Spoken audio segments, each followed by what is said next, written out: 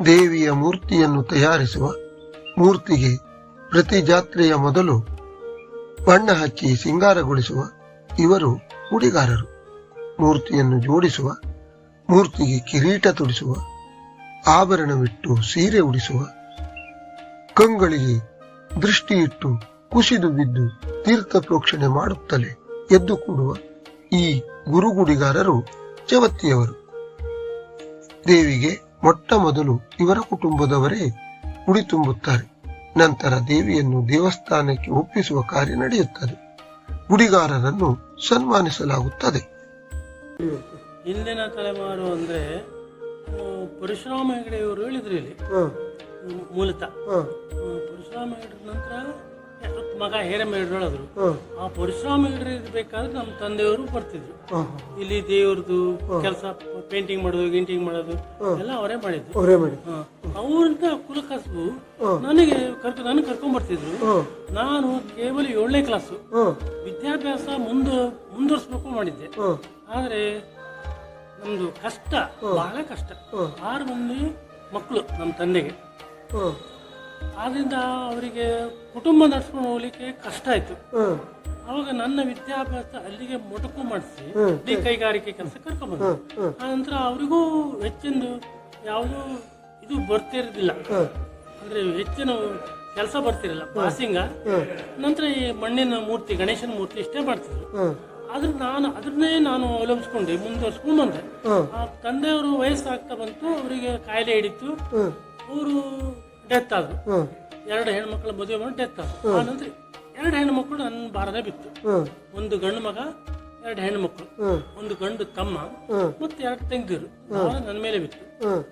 ಆನಂತರ ನಾನು ಅದ್ರ ಈ ಕೆಲಸನೇ ಮಾಡ್ಕೊಂತ ಮುಂದೆ ಪಾಸಿಂಗ ಮಾಡೋದು. ಇಡೀ ತುಡುಗುಣಿ ಬ್ರಿಡ್ಜ್ನಿಂದ ಬೇಡ್ತಿ ಬ್ರಿಡ್ಜ್ ಒಳಗೆ ಒಳಂತರದಲ್ಲಿ ಇರೋ ಎಲ್ಲರೂ ಪರಿಚಯ ಆದ ನನಗೆ. ಎಲ್ಲರೂ ನನಗೆ ಕರ್ಕೊಂಡ್ ಬಂದು ಪಾಸಿಂಗ ಮಾಡಿಸೋದು, ಮಂಟಪ ಮಾಡೋದು, ಪೇಂಟಿಂಗ್ ಮಾಡಿಸೋದು, ಬಾಗಿಲಿ ಡಿಸೈನ್ ಬರ್ಸೋದು. ಆನಂತರ ಕ್ರಮೇಣ ನನಗೆ ಇದೇ ಕೆಲಸದಿಂದ ನನಗೆ ಏನು ಇನ್ಕಮ್ ಆಗೋದಿಲ್ಲ. ಕಾರ್ವಿಂಗ್ ಕೆಲಸ ಮಾಡ್ಬೇಕು, ಕಟ್ಟಿಗೆಯಲ್ಲಿ ಕಾಸ್ಟ್ ಆ ವಿದ್ಯೆ ಕಲಿಬೇಕು ಹೇಳಿ ನಾನು ನನ್ನ ಇದರಿಂದಾನೇ ವೈಯಕ್ತಿಕ ನಾನು ಎಲ್ಲೂ ಕಲೀಲಿಕ್ಕೆ ಹೋಗ್ಲಿಲ್ಲ. ನನ್ನ ಇದರಿಂದ ನಾನೇ ಸುಮ್ಮನೆ ಒಂದು ಕಾರ್ವಿಂಗ್ ಬರೆಯೋದು, ಈ ಪೇಂಟಿಂಗ್ ನಲ್ಲಿ ಡಿಸೈನ್ ಬರುತ್ತೆ. ಇದ್ರ ಡಿಸೈನ್ ಬರೆದ್ರೆ ಮುಂದೆ ಕಾರ್ವಿಂಗ್ ಮಾಡ್ಲಿಕ್ಕೆ ಬರುತ್ತಾ ಇಲ್ಲೋ ಹೇಳಿ ನಾನು ಕಟ್ಟಿಗೆಯಲ್ಲಿ ವರ್ಕ್ ಮಾಡ್ಲಿಕ್ಕೆ ಶುರು ಮಾಡಿದೆ. ಅಂತ ಡೋರ್ ಕಾರ್ವಿಂಗ್ ಮಾಡ್ಲಿಕ್ಕೆ ಶುರು ಮಾಡಿದೆ. ಇಲ್ಲಿ ಒಂದೇ ಅಲ್ಲ, ಹೊರ ಕಡೆಗೂ ಅಂದ್ರೆ ನಮ್ಮ ತಾಲೂಕು ಬಿಟ್ಟು ಹೊರ ತಾಲೂಕಿಗೂ ಸಿಕ್ತು ಆರ್ಡರ್ ಬಂತೆಲ್ಲ. ಈ ಭರತನಹಳ್ಳಿ ಬ್ರಹ್ಮಾರಮ್ಮ ದೇವಿ ಇದು ಮೂರ್ತಿ ಶಿಥಿಲಾಗಿ ಹೋಗಿತ್ತು. ನಾ ಹೇಳ್ದವ್ರಿ, ನೋಡ್ರಿ ಹಿಂಗೆ ಶಿಥಿಲಾಗಿದೆ, ಮುಂದೆ ಇದು ಫಿಟ್ಟಿಂಗ್ ಮಾಡ್ಲಿಕ್ಕೆ ಬರ್ತಾ ಇರೋದಿಲ್ಲ, ಒಂದು ಹೊಸ ಮೂರ್ತಿ ಮಾಡಿಸ್ಬೇಕು ಅಂದೆ. ಆಯ್ತು ಮಾಡಿಸುವ ಅಂದ್ರು. ಅದೇನೋ ಭರತನಹಳ್ಳಿ ಆರ್ಜಿ ಹೇಳ್ರ ಮುಖಾಂತರ ನನ್ನ ಹತ್ರ ಹೊಸ ಮೂರ್ತಿ ಕಳೆದ 5 ವರ್ಷ ಹಿಂದೆ ಮಾಡಿಸ್ತು. ಇದೆ ಈಗ ಹೊಸ ಮೂರ್ತಿ ಮಾಡಿ ನಾನೇ ಎಲ್ಲ ಅನುಷ್ಠಾನ ಮಾಡ್ಕೊಂಡು ಬಂದೆ. ನಾವು ಪೇಂಟಿಂಗ್ ಕೆಲಸ ಮುಂದುವರಿಸ್ತೇವೆ. ಆನಂತರ ಮತ್ತೆ ಮಾರನೇ ದಿನ ಪೇಂಟಿಂಗ್ ಮಾಡ್ತೇವೆ. ಅದನ್ನೆಲ್ಲ ಕಳಿಸಿ, ಅದನ್ನೆಲ್ಲ ಕೆರ್ಸಿ, ಅದನ್ನ ತಿಕ್ಕಿ, ಅದನ್ನ ಒಂದೇ 8 ದಿವಸ ನೀರಿನಲ್ಲಿ ಇಟ್ಟು ತೊಳೆಸಿ, ಆನಂತರ ಅದನ್ನ ಕ್ಲೀನ್ ಮಾಡಿ, ಆನಂತರ ಪೇಂಟಿಂಗ್ ಮಾಡಿ, ನಂತರ ಫಿಟ್ಟಿಂಗ್ ಮಾಡ್ತೇವೆ. ಇದು ಒಂದು ಪೇಂಟಿಂಗ್ ಅಂದ್ರೆ ಒಂದು 8 ದಿವಸ ಆಗುತ್ತೆ. 8 ದಿನ ಅಂದ್ರೆ ಬೇಗ ಆಗತ್ತೆ. ಆಯಿಲ್ ಪೇಂಟ್ ಆದ್ರಿಂದ ತಕ್ಷಣ ಡ್ರೈ ಆಗೋದಿಲ್ಲ. ನೀವೇ ಬರ್ತೀರಾ ಮತ್ತೊಬ್ರ ಜೊತೆಲಿ? ಮತ್ತೊಬ್ರು ಈಗ ಸರಿ ನಾನು ನನ್ನ ಹತ್ರ ಸ್ವಲ್ಪ ವಯಸ್ಸಾಗಿದೆ, ಈಗ 73 ವರ್ಷ.